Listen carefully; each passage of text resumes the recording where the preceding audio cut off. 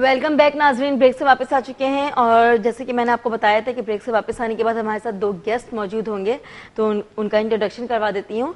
सबसे पहले तो सरवर शाह हमारे साथ मौजूद है, साइकोथेरेपिस्ट। अस्सलाम वालेकुम जी, कैसी हैं आप? बिल्कुल ठीक ठाक। काफी दिनों के बाद आना हुआ जी, बस बिजी क्यों थी, छुट्टियां क्यों थी, और छुट्टियों में क्या क्या किया ये भी पूछूंगी आपसे अभी। बिल्कुल। और इनके साथ ही साथ तारुफ करवाती हूँ डॉक्टर कमरुज़्ज़मा, चाइल्ड स्पेशलिस्ट। अस्सलाम वालेकुम। कैसे हैं सर आप? अल्लाह का शुक्र है, थोड़ा सा गला खराब है जो अच्छा, पता है सर, जब ये लास्ट टाइम आए थे ना हमारे पास 2-3 मंथ्स पहले, तब भी इनको क्या था उस दिन गला खराब था, नजला बहुत ज्यादा था। मैंने कहा डॉक्टर होने के नाते मुझे तो लगता था कि डॉक्टर्स बीमार ही नहीं पड़ते हैं। नहीं, ऐसा तो नहीं है। मर्ज ये थोड़ी देखता है कि डॉक्टर कौन है और कौन मरीज है और कौन आम वो तो किसी भी इंसान के बस होना ही होना है, कौन टीवी स्टार है या कौन बल्कि डॉक्टर्स का स्केड्यूल इतना टफ होता है कि उनकी बॉडीज तो बेचारी और थकी हुई होती है, तो they are more immune to, more prone to. मैं बिल्कुल सच्ची कह रही हूँ सर, मुझे लगता था कि डॉक्टर्स कभी बीमार नहीं पड़ते क्योंकि वो अपना इतना ज्यादा ख्याल रखते होंगे। जरासीम डॉक्टर को देख करके भाग जाते हैं कि नहीं भाई ये तो खुद लोगों का इलाज कर रहे होते हैं, इनसे दूर रहो। मैं एक्चुअली देखिए, जब मैं जो लास्ट टाइम आया था तो उसके बाद फिर मैं चला गया, उसी दिन मेरी फ्लाइट थी। सही बिल्कुल, उसी रात आपकी फ्लाइट थी, उसी दिन सेम डे मेरी फ्लाइट थी। अच्छा जी, सही। तो हालांकि मुझे नजला जुकाम था, वो सीजन एक्चुअली उस वक्त। अमेरिका गए थे सर? अमेरिका गया था जी। ठीक है। क्यों गए थे, काम के सिलसिले में? नहीं, मेरा अपना घर है वहाँ पे। अच्छा जी। तो इसलिए मैं वहाँ गया था। तो अभी मैं 5 दिन पहले मैं आया हूँ। ओहो, सही। तो हमारे साथ दोनों ही गेस्ट ऐसे बैठे हैं जो बहुत दिनों के बाद आए, और मतलब दोनों आउट ऑफ कंट्री थे। असल में मौसम ही ऐसा है ना जी कि वो देखिए, वो उस वक्त था जबकि यानी आप जिसको फॉल सीजन कहते हैं, ठीक है, और उसके बाद जो है ना फिर अब ये विंटर सीजन आ गया, तो इन दोनों में बड़ा मतलब ये कि इस तरह की बीमारियां होती हैं, बहुत सर्द गर्म वाला हो रहा होता है। नहीं मतलब वो तो सर्द कह लें, तो गर्मी क्यों ना कहें। तो इसमें कुछ जरासीम है ना जो कि बहुत कॉमन होते हैं, बहुत ज्यादा, मतलब कि जिनकी जो है वो जिनकी वजह से बीमारियां होती हैं। सर कुछ कह रही थी आप? में थी 1 महीने से भी, लेकिन ये कि यहाँ पे जिस तरह की हमें ये हो जाती है ना कोल्ड एंड फ्लू, इस तरह की चीजें, वहाँ पे हालांकि मैं -8 डिग्री तक न्यूयॉर्क में थी, लेकिन मुझे एक दिन भी इस तरह की चैलेंज का सामना नहीं हुआ, क्योंकि वहाँ पे सैनिटरी कंडीशंस काफी बेहतर है। यहाँ पे जो डस्ट होती है ना, उससे हाइपर सेंसिटिविटी की वजह से बहुत ज्यादा लोग अफेक्टेड होते हैं। इस डस्ट से कैसे बचा जा सकता है, डॉक्टर साहब बताएंगे। और जिन बच्चों को फिर हो जाता है तो फिर उन बच्चों की माएँ जो है वो कैसे केयर करेंगी, वो सरबत बताएंगे हमें। दोनों को मैंने एक क्वेश्चन दे दिया, मैं रिलैक्स होकर बैठ गई। इन डस्ट से डस्ट तो नहीं, मतलब ये जरासीम है, वायरस है, उसकी वायरस है, ठीक है, वायरल होता है, और बच्चों में खासतौर पर वायरस बहुत ज्यादा इफेक्ट करता है। आपको पहले भी मैंने अर्ज किया था कि जो है छोटे बच्चे मतलब से इन्फेंसी, यानी जो 1 महीने से लेकर के 2 साल की उम्र तक, ठीक है, उनमें एक वायरस है जो कि एक तो पैरा इन्फ्लुएंजा वायरस है और रेस्पिरेटरी सिंसिशियल वायरस, ये इन बच्चों में बहुत ज्यादा मतलब इफेक्ट करता है। तो इसकी वजह से एक बीमारी कहलाती है ब्रोंकियोलाइटिस।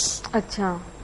तो जो 2 साल से छोटे बच्चों को हो सकता है, उसमें यही होगा, खांसी, नजला, जुकाम, बुखार, वीजिंग होती है, यानी सीटियां बजती हैं जो सही वो सोते हुए अगर साथ में बच्चे के सो रहे हो ना तो आवाज आ रही होती बाकायदा के, मतलब सीटियां बजने की, जी शू शू शू, उसकी वजह है वो आवाज कोई मतलब अलग से सीटी नहीं लगाई हुई होती है। आपके फकीर है वो जो पीर आमिल जो है वो कहेंगे कि भाई ये जिन आ गया इसके ऊपर। तो होता ही है कि असल में सांस की नाली जो कमरुज़्ज़मा वहां से आए थोड़े ज्वेली टाइप होकर आए, मतलब बहुत सीरियस रहा करते थे। मैंने कभी इतने जॉली लोगों में रह करके मुझे भी जॉली होना चाहिए। अच्छा, हम जॉली हैं जी, बिल्कुल। मैं फिर ऑड हो जाऊंगा। हाँ बिल्कुल, थोड़ा सा तो होना चाहिए, और पता से माइंड फ्रेश रहता है इंसान का, वरना होल डे हमारे ऑफिस के इतने सारे मतलब इतनी रिस्पॉन्सिबिलिटीज होती है, सिर्फ ऑफिस की इतना सब कुछ जिंदगी की सारी है। मतलब अभी आपने अपने क्लिनिक जाना है, मुझे ऑफिस में, फिर सरवत ने अपनी ऑफिस क्लिनिक जो भी है, तो हर किसी का अपना होल डे बहुत ही ज्यादा टफ गुजर रहा होता है। अब उसमें थोड़ा सा अगर सुबह थोड़ी सी अच्छी हो जाए तो क्या बात होती है। कहते हैं ना कि जब सुबह का टाइम अच्छा होता है, जब सुबह उठते हैं मूड फ्रेश हो, सब कुछ अच्छा हो, तो होल डे आपका अच्छा गुजर रहा होता है। बिल्कुल। तो अच्छा जी, तो वो सीटियां जो है वो आलिम और किसी जादू की कोई बात नहीं कोई किसी का साया नहीं होता। वो सिर्फ वो कहते हैं ना कि ये साया है, इसका असर है किसी जिन विन का, ये नॉनसेंस, रिडिकुलस बिल्कुल। होता है कि सांस की नाली जो है इस वायरस की वजह से सांस की नाली सुकड़ जाती है, कंस्ट्रिक्शन हो जाती है सांस की नाली की। तो जब सांस की नाली सुकड़ जाए तो फिर जो है देखिए मसलन आवाज जो हवा तो उससे गुजर रही है, देखिए अब आप देखिएगा कि मैंने कोई आवाज नहीं आई, ठीक है। अब मैं ये होंठ को मैं अगर थोड़ी सी वो कंस्ट्रिक्ट कर दूं, देखिए जब बाहर निकाल रहा हूँ, जब मैं हवा बाहर बजानी आती है अब ये उम्र नहीं रही पहले बजाया करते थे कॉलेज के जमाने में। जी तो होता ही है कि देखिए आप जो इन एक्सपायरेटरी वीज हो रही, जो जब मैं बाहर निकाल रहा हूँ हवा तब सीटी बज रही है, लेकिन नहीं कोई नहीं, लेकिन ऐसे कर तो इस तरह की आवाज आती है क्योंकि सांस की नाली सुकड़ी हुई, इसमें हवा गई, फिर जब वो निकलती है बाहर तब आवाज आती है और वो आपको एक्सपायरेटरी वीज सुनाई देती है। इतनी छोटी सी बात कितनी अहमियत रखती है ये देखें। जी जैसे कि अभी आपने कहा ना कि भाई एलर्जी से होती है, तो एलर्जी क्यों होती है? इसकी वजह से भी एलर्जी होती है, एलर्जी से भी ये सांस की नाली सुकड़ी है। एक तो वायरस एलर्जी, कॉकरोचेस, लाल बेग जो उससे होता है, डस्ट एलर्जी, गंदगी से, हाउस डस्ट माइट्स। कॉकरोच से किस तरह? डस्ट से तो समझ में आता है कि डस्ट लग मतलब कॉकरोच से होता है जिस तरह अब आप खाने में जैसे मूंगफली है जी, पीनट्स, इससे भी होता है। मोल्ड्स यानी जो काई जो होती है, और डैम्पनेस, स्मोकिंग, फिर जो धुआं होता है, खाना जो पक रहा है जो धुआं है फ्लैट के अंदर है वो, फिर हाउस डस्ट माइट्स एक बहुत माइन्यूट जरासीम है जो कि उसमें नजर नहीं आता, मतलब वैसे नेकेड आई में नजर नहीं आता है, माइक्रोस्कोप से आता है, ये भी एलर्जी करती है जिसकी वजह से होता है। ठीक है, जगह किसी बच्चे को हो गया सरवत, कोई बच्चा बीमार पड़ गया, अल्लाह ना करे, बट फिर भी बीमारी तो लगी रहती है साथ साथ, और बच्चे बहुत ज्यादा बीमार पड़ते हैं खासकर इस सीजन में, तो नजला, खांसी और बहुत ज्यादा कुछ ऐसा है, रात के टाइम हॉस्पिटल भी बहुत दूर है, माँ क्या करेगी? देखिए इसमें ये होता है, सबसे पहले तो थोड़ा सा जब आपके बच्चे हो गए तो आपको प्रिपेयर्ड रहना जरूरी होता है। घर में फर्स्ट एड की चीजें अवेलेबल होनी चाहिए और घोड़े बेचकर सोना नहीं है और थोड़ी सी इन्फॉर्मेशन जरूर आपके पास होनी चाहिए, चाहे आप अपने डॉक्टर से पूछ लें, कुछ पढ़ लें, थोड़ी सी इन्फॉर्मेशन अपने पास रखें जब भी कोई ऐसा सीजन आ रहा है। मैं कहती हूँ सबसे पहली चीज जो होती है ना, पैनिक मदर ना करे, क्योंकि जब मदर पैनिक करती है तो बच्चा जो है ना वो सारी जो इफेक्ट वो मदर से ले रहा होता है, वो खुद जो है साइकोलॉजिकली बिल्कुल ही वीक हो जाता है और वो बिल्कुल फाइट नहीं कर सकता अपनी चीज से। और दूसरा एक ये होता है कि डॉक्टर्स का डर जो है ना, जो एक होता है डॉक्टर के पास ले जाएंगे, इंजेक्शन लगवा देंगे, ये चीज बिल्कुल नहीं करनी चाहिए, क्योंकि जब आपको इमरजेंसी में ले जाना पड़ता है और इंजेक्शन की जरूरत पड़ती है तो फिर बच्चों के साथ वो बिल्कुल जुल्म हो जाता है। सही। तो इन चीजों का डर नहीं क्रिएट करना चाहिए, ओवर इंडल्जेंस भी ना हो कि हर चीज पे इंजेक्शन ही लगवा दिया और बच्चे को बिल्कुल यानी आप एक्सपोज करें इतना ज्यादा मेडिकेशन से।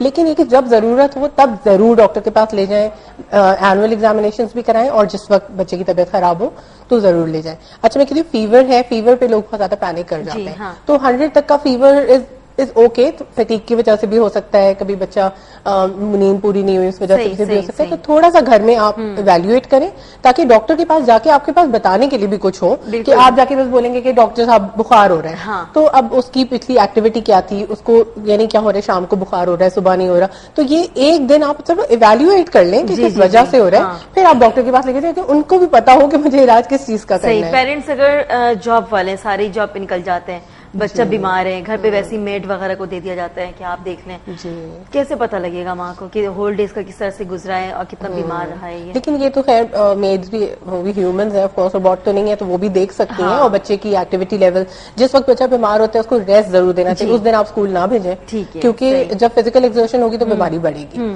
तो आप उसको एक तो फ्लूइड ज्यादा दें, हो गई है जी, मतलब अक्सर आम अल्फाज में ये कहा जाता है कि हरारत बढ़ गई है, हरारत क्योंकि टेम्परेचर बढ़ गया, हाँ जी, क्योंकि वो थोड़ा सा बुखार था, फीवर था, स्कूल चला गया या वहां से आने के बाद बाहर खेलने के लिए चला गया। नहीं, हरारत में हमारे यहाँ जो हरारत की इस्तिलाह जो है उसको यूज करते हैं कि मतलब कोई मतलब वैसे तो उर्दू अगर आप ट्रांसलेट करें तो ये टेम्परेचर है, लेकिन उसका मतलब ये कि हल्का बुखार है, मतलब कि बिलो 99 या अराउंड 99, बिलो मतलब उसे सीरियस नहीं लिया जाता। हाँ, हरारत है बस जी, बुखार नहीं है, हरारत है। हाँ। तो जैसे कि आपने भी कहा कि मतलब कि पेरेंट्स को उसके पहले ख्याल करना चाहिए, बिल्कुल ख्याल करना चाहिए, क्योंकि देखिए होता ही है कि आप कुछ माएँ ऐसी होती हैं, मैं आई डोंट ब्लेम देम, वो उनकी वजह नहीं, और हो सकता है कि बड़ी मतलब उनकी इतनी समझ नहीं है। ब्लेम देम बट दे भी रहे यंग मदर्स होती है ना, तो उनको पता नहीं होता है, वो बुखार जो है थोड़ा होता है, वो अच्छा हाथ लगा के देखा, हाथ इज नॉट ए थर्मोमीटर, आप थर्मोमीटर से चेक करें।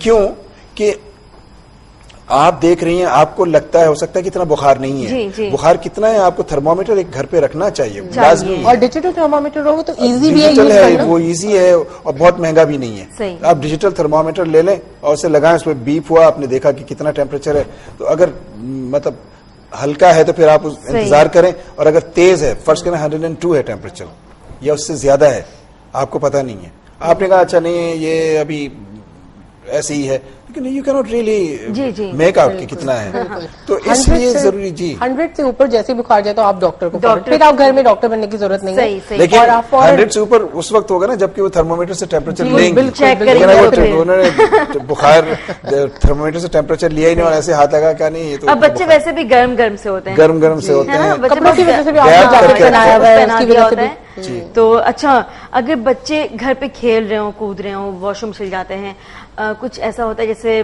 बहुत सारी केमिकल्स वगैरह होते हैं घर पे साफ सफाई के लिए, किचन में है, पी लिया बच्चे ने, क्या करेंगे? ये तो काफी सीरियस कंडीशन है, तो फौरन इमरजेंसी में भागना है। इसमें तो आप बिल्कुल भी कोई डिले ना करें, और मतलब होम रेमेडीज नहीं, कुछ भी नहीं है। देखिए कुछ भी नहीं है, अब डिपेंड करता है उस बच्चे ने कौन सा केमिकल किया है ना। अब घर में आप इसकी इंफॉर्मेशन वो नहीं रख सकते कि किस केमिकल का एंटीडोट क्या होगा, और हर दवा तो नहीं हो सकती, तो सीधे फौरन डॉक्टर के पास प्लीज। और बल्कि कोई नंबर भी साथ रखें, ताकि अगर कोई ऐसी कंडीशन हो रही है कि बच्चे को किसी चीज की जरूरत है तो डॉक्टर फौरन बता सके। क्योंकि बहुत सारे घरानों में ऐसा भी होता है, मैंने खुद देखा है, बिलीव करें कि कुछ ऐसा मतलब पी लिया है बच्चे ने, कुछ खा लिया है, कट लग गया, ये वो बस वो घर पे ही देख रही हैं, या फिर उल्टियां कराने की कोशिश कर रही हैं फिंगर डालकर कि बच्चा मतलब निकाल दे और बस ठीक है सही हो जाएगा, क्योंकि बाप भी नहीं है घर पे, भाई नहीं है, कोई भी नहीं, लेकर कैसे जाए कहीं भी। हाँ, तो कितना डेंजरस है ये। बिल्कुल, ये बहुत डेंजर। एक तो सबसे पहले तो precaution is the first remedy, कि आप इस तरह की चीजें बच्चों की रीच से बिल्कुल आउट होनी चाहिए। अगर चूहों की दवा है या ब्लीच है, इस तरह का क्लीनिंग लिक्विड है, पोछा लगाने का रखे ही ना कि वो मतलब बच्चे को क्या पता, वो तो समझेगा क्या पता इसमें कोई ड्रिंक है, जूस है।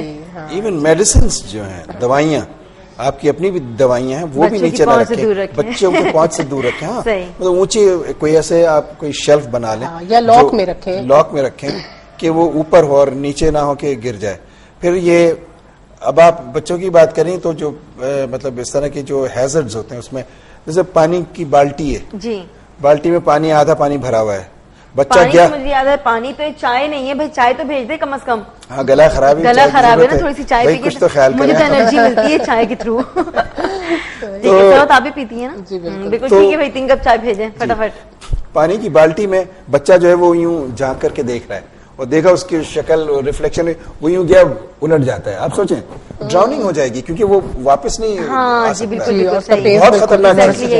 देखिए ना, बाल्टी है, उसने यूं देखा, यूं करते करते जरा से गया नीचे, गया तो वो तो होता लगा और उसके सर नीचे, वो वापस नहीं आ पा रहा है, और ना आवाज हो रही है, माँ उधर कोई काम कर रही है, उसको पता ही नहीं है। तो ये चीजें भी बहुत इंपॉर्टेंट है। ठीक है, तो बाल्टी, खाली बाल्टी भी डेंजरस हो सकता है, या अगर पानी उसमें हो तो अगर आपके घर में बच्चे हैं, आप कवर रखें, बाल्टी लॉक रखें, हाँ लॉक रखें, उसको हटा कर रखें। इसी तरह इस्त्री करते हैं, आप इस्त्री करते हुए नीचे आप इस्त्री कर रही हैं, किसी काम से आप उठकर चले गए, फोन आया, आप भाग करके गए फोन उठाने के लिए, इस्त्री गर्म है, भले आपने उसको ऑफ कर दिया लेकिन गर्म है, उसको बच्चा जाके हाथ लगाएगा तो हाथ जल जाएगी।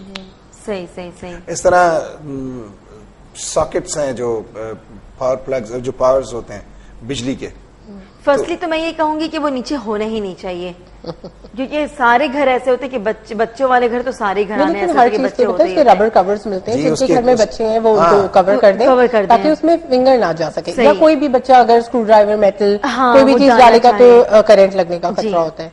तो ये चीजें पहले से, जब आपके घर बच्चे आ गए तो आप उसको टेप से या सॉकेट कवर से कवर कर दें। क्योंकि सर्वत ऐसा होता है कि जब बच्चे जो होते हैं ना वो बड़ों को देख रहे होते हैं कि वो कुछ जैसे टेस्टर वगैरह डालकर चेक कर रहे हैं, तो जब बड़े नहीं होते ना वो भी उठाकर वही कर रहे होते हैं। अच्छा, दूसरी एक चीज और भी होती है कि बच्चों को हर चीज बताएं आप, सिर्फ ना मना करेंगे ना तो उनको और क्यूरियोसिटी होती है। आप बता दें कि इसको नहीं छूना है तो बच्चे को क्यूरियोसिटी होगी, वो उसी चीज को छूने की कोशिश करेंगे क्योंकि उसका साइकोलॉजिकल रिएक्शन होगा। तो आप जब भी कोई चीज से मना करें तो उसका रीजन आप जरूर बताएं कि ये डेंजरस है बेटा, आप इतने बड़े हो जाएंगे तो फिर मैं आपको अलाउ करूंगी ये चीज टच करना। कोई भी इलेक्ट्रॉनिक की चीज है, कोई केमिकल्स है, कोई सॉकेट है, आप जब भी उसको यूज करें बच्चों के सामने और आप उनको मना करना चाहें तो आप रीजन के साथ बताएं। मैं खुद अपने बच्चों को कहती हूँ कि बेटा जब आप 10 इयर्स के हो जाएंगे तो फिर आप ये कर सकते हैं। तो वो खुद जब मुझे करते हुए देखते हैं या किचन में कोई वो आग लगाना चाहते हैं या इस तरह के हम खुद से कुछ कुकिंग करेंगे तो मैं उनको कहती हूँ कि बेटा आप 10 इयर्स के हो जाएंगे तो आई विल असेस कि आप कर सकते हैं तो फिर मैं आपको करने दूं। तो वो आते हैं किचन में, साथ कुछ चीजें हाथ लगाते हैं लेकिन फायर लगाने की कोशिश नहीं करते क्योंकि उनको पता है कि एक टाइम आएगा कि जब मुझे ये अलाउ हो जाए और मैं तब ये चीज करूंगा। और वो समझ गए हैं आप, हालांकि 6 और 7 इयर्स जी जी, लेकिन वो समझ गए। माशाल्लाह पेरेंट्स इतने अच्छे समझदार मिल गए तो और क्या चाहिए उनको। ये भी एक मतलब अल्लाह पाक की तरफ से दिया हुआ ना एक तोहफा होता है वालिदैन का भी। तो ठीक है जी, इस पे भी बातें करेंगे हम। अभी ब्रेक का टाइम हो चुका है तो हम जाते हैं छोटे से ब्रेक पे और मिलते हैं ब्रेक के बाद। आप देखते रहें इंडस गोल्ड।